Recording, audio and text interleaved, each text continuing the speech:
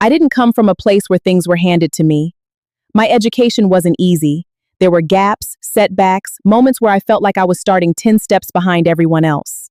For a long time, I thought that meant my dreams had a ceiling, that some things just weren't going to be for me.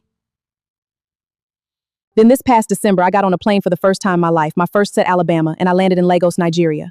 I met people, heard their stories, and realized something. Everyone is building something out of what they were given, not what they wish they had. That trip lit something in me. But what really changed things was learning how to use AI as a tool. Not a shortcut, not a replacement for hard work, but a way to close the gaps that education never gave me, including one from Alicia Lyttle that really helped me understand AI on a deeper level. Piece by piece, it helped me organize my ideas, build things I didn't know how to build, and finally start turning the dream in my head into something real. This podcast, this page, this whole journey you're watching right now, a lot of it exists because I stopped letting what I didn't have hold back what I could still build.